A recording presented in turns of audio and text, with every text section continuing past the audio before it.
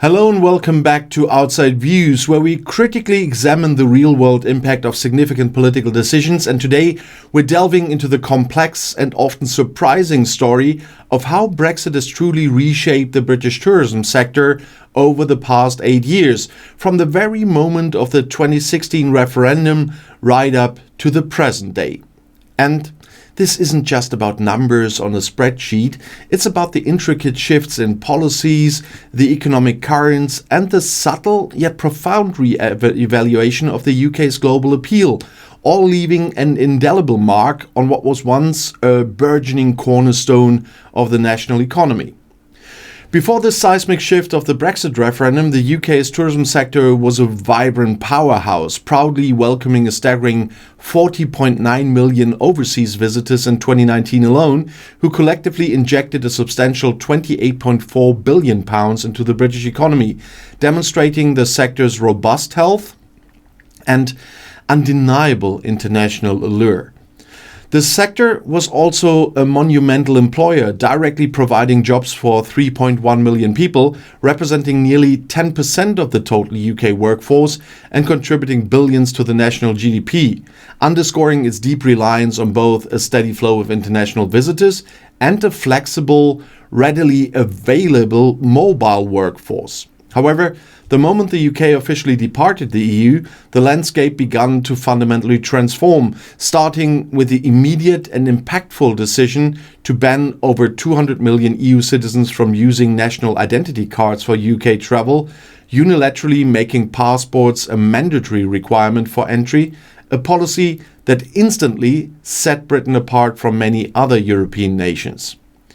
And this seemingly minor change proved catastrophic for the international student travel industry, as detailed by the chief executive of UK Inbound, directly deterring numerous school groups and, as reported by the Tourism Alliance, costing the industry millions in lost revenue due to added costs and logistical hurdles.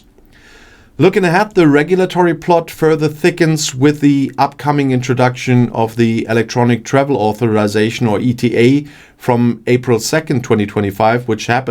which requires EU citizens alongside other foreign visitors to apply for and pay an initial fee of £16, it must be now, before traveling to the UK. And this new bureaucratic layer has drawn considerable criticism for its potential to significantly complicate the travel experience and deter European tourists, especially those planning spontaneous short trips or participation in organized groups, thereby adding another unwelcome hurdle to convenience. The EU is doing something similar at some point in time, but still. Beyond border formalities, the cessation of free movement following Brexit has profoundly impacted the labour market within the UK's hospitality and tourism sectors, leading to persistent and significant staffing shortages across the country. And these industries previously relied heavily on a flexible and readily available workforce from EU nations, many of whom have either left the UK or now face tougher immigration rules, particularly since the hospitality sector has not been classified as skilled labour under the new regulations.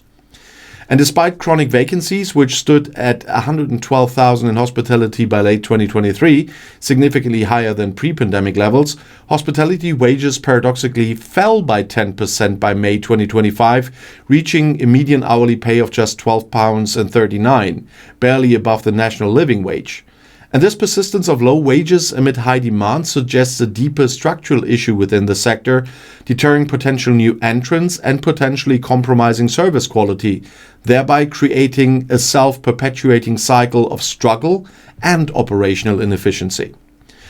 And perhaps one of the most controversial policy changes impacting the tourism sector was the government's decision to abolish VAT-free shopping for international visitors in January 2021, effectively positioning the UK as the sole country in Europe where international shoppers cannot reclaim value-added tax on their in-store purchases.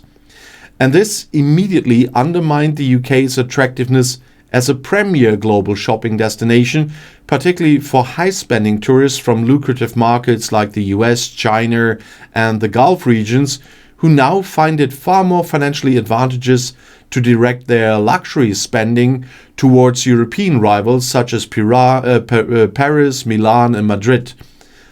And London's West End retailers, a prime luxury shopping district, reportedly missed out on a staggering £640 million in sales in 2024 due to the removal of tax-free shopping. That's a stark increase from £400 million in 2023, highlighting a significant economic blow to a vital part of the tourism ecosystem.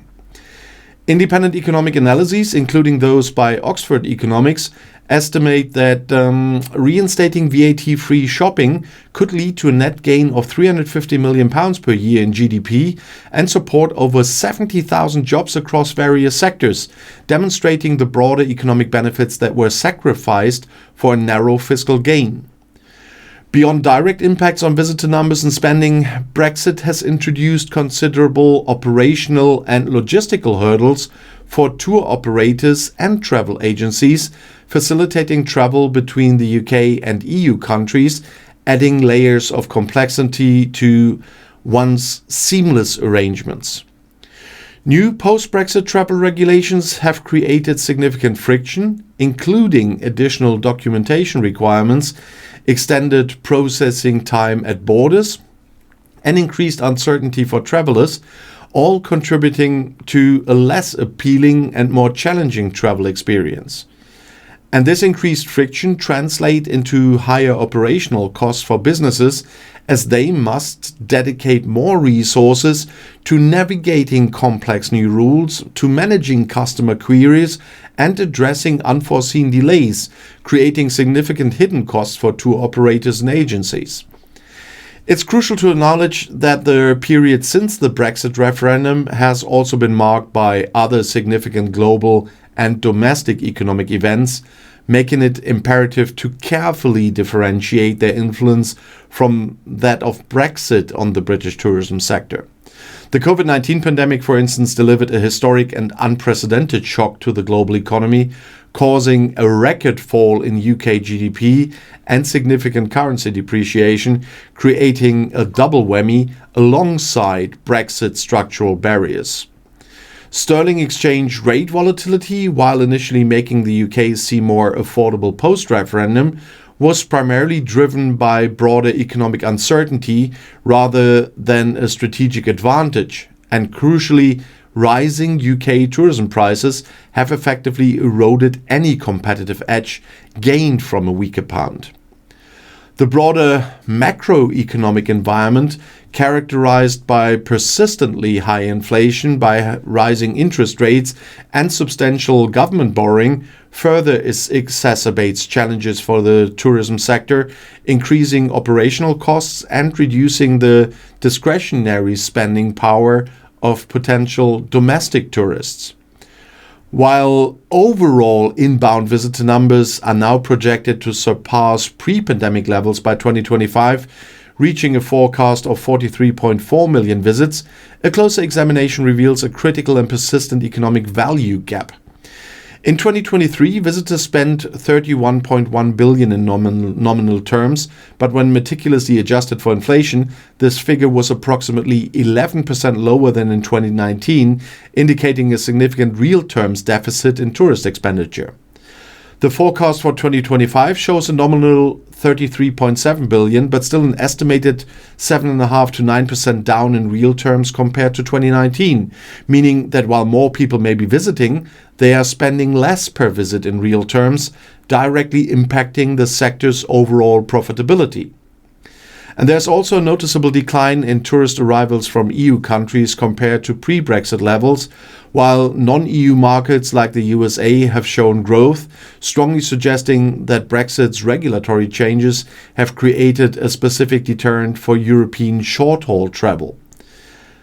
And beyond these quantitative metrics, there is a growing and profound concern regarding the UK's competitive standing in the global tourism market, with Visit Britain explicitly forecasting that the UK is likely to lose competitive share both within Europe and globally. The combination of increased bureaucracy, the absence of VAT-free shopping, and disproportionately rising tourism costs creates a pervasive narrative that the UK is becoming less welcoming, less convenient, or simply less competitive, eroding its once strong appeal. If inbound tourism to the UK were to grow at the same pace as current forecasts for the rest of Western Europe, the industry could generate an additional £4.4 billion per year for the UK economy by 2030, a staggering figure representing lost opportunity and a broader erosion of the UK's soft power. So in conclusion, the 8-year analysis of Brexit's influence on the British tourism sector paints a complex and largely challenging picture, underscoring that while nominal visitor numbers may recover, the industry faces persistent structural disadvantages that profoundly threaten its long-term health and global competitiveness. From new regulatory barriers and chronic labor shortages to the controversial removal of VAT-free shopping and the dampening effects of broader macroeconomic instability, Brexit has undeniably imposed a significant handicap on what was once a thriving and rapidly expanding sector. The imperative now lies in strategic policy adjustments and proactive industry adaptation to foster sustainable growth, ensuring that the UK can reclaim its competitive edge and continue to attract the visitors and investment it so desperately needs in this new post-Brexit reality.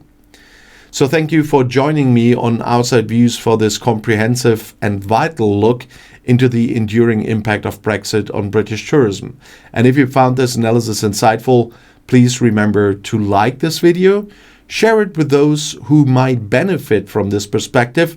and of course subscribe to Outside Views for more in-depth explorations of the forces shaping our world, one critical topic at a time. Until next time, stay curious, stay informed, and always remember to look for the outside views.